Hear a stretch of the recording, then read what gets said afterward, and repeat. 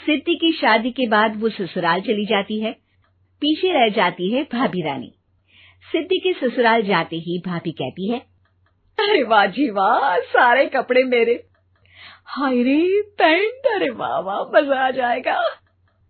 अरे ये सिद्धि की अलमारी के सामने खड़े होकर क्या बड़बड़ा रही है? जाकर देख मेहमानों को विदाई की मिठाई मिली कि नहीं। अब हाँ माँ जी, क्यों नहीं, लेकिन पहले कपड़े तो बदल लूं। अब रानी आ जाती है सिद्धि के उन कपड़ों में जो वो ससुराल जाने से पहले घर छोड़ जाती है। अरे रानी, कुछ दिन रुक जाती। अरे ये तो सिद्धि बिटिया को मैंने ही दिया था, बड़ा ही फबता था उस पर, तुझ पर तो कुछ खास नहीं लग रहा। अब वो ना मेरे सारे कपड़े गीले थे तो सोचा पहन लूं। वैसे भी सिद्धि को कौन सा भी पुराने आउटडेटेड कपड़ों को पहनना है। वैसे भी ये सूट तो मैंने तभी पहना था, वैसे खास है भी नहीं ये। हाँ ठीक है, लेकिन ना मेरी सिद्धि पर तो जमता था। सारे मेहमान चले जाते हैं और सिद्धि ससुराल से मायके पहली बार आती है। अपना घर, अपना कमरा, अपनी अलमारी। ये बोलकर जैसे ही सिद्धि अलमारी खोलती है तो सामने उसके कपड़ों की जगह कुछ और ही रखा होता है। माँ, जरा कमरे में तो आना। सास और रानी वहां पहुंच जाते हैं। रानी ने पहनी होती है सिद्धि की जींस और टी शर्ट। अरे भाभी, ये क्या? ये तो मेरी बड़ी ही महंगी टी शर्ट है, इसे आपने घर में क्यों पहनी है? अरे बहुत मिलती है दीदी ये चौक की मार्केट में, 150 में। ओ भाभी प्लीज, ये एरोपोस्टल है, 2000 की एक टी शर्ट। ओहो, 2000 में तो दीदी 4 साड़ी आ जाए। अब क्या बोलूं? भाभी, ये मेरी अलमारी में छोटू के कपड़े, तो मेरे कपड़े कहाँ हैं? मेरी अलमारी में? अब दीदी आपको कौन से पुराने कपड़े पहनने थे? माना भाभी, लेकिन मैं जब घर आती तो यही सब पहनती ना। अरे तुम तो बड़ी कंजूस हो दीदी। खैर, वक्त आता है जब सिद्धि ससुराल के लिए रवाना हो रही होती है।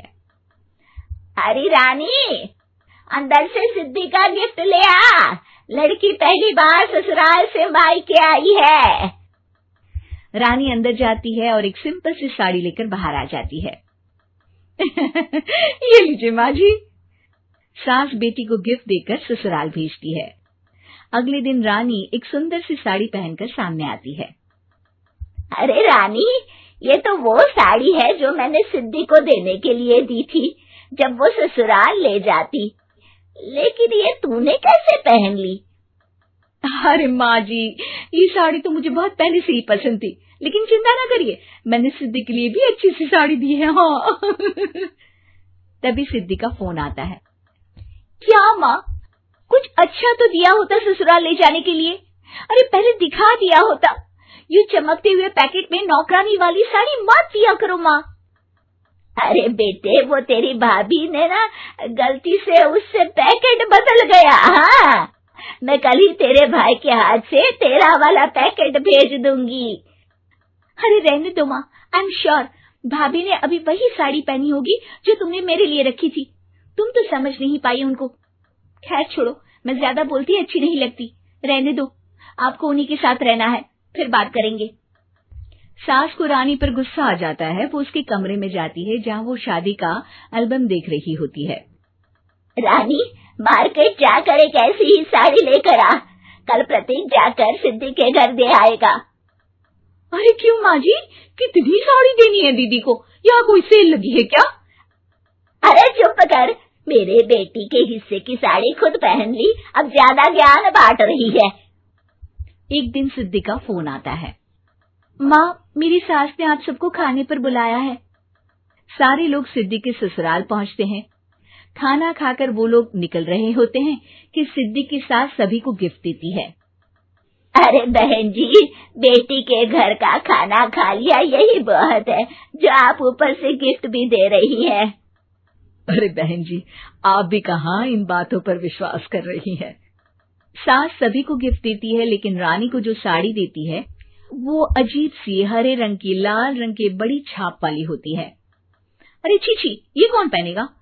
सासू माँ को तो जरी वाली इतनी सुंदर, और मेरे लिए ये नौकरानी वाली। अरे भाभी, दरअसल मैं जब भी घर आती थी आप वापसी में ऐसी ही साड़ी देती थी ना, तो माँ ने सोचा कि आपको आपकी पसंद की ही साड़ी क्यों ना दी जाए। बेचारी रानी, बोलती भी तो क्या। सिद्धि और सास रानी का चेहरा देखकर हंसने लगती है, तो रानी समझ जाती है कि अपने ही बिछाए जाल में वो फंस चुकी है।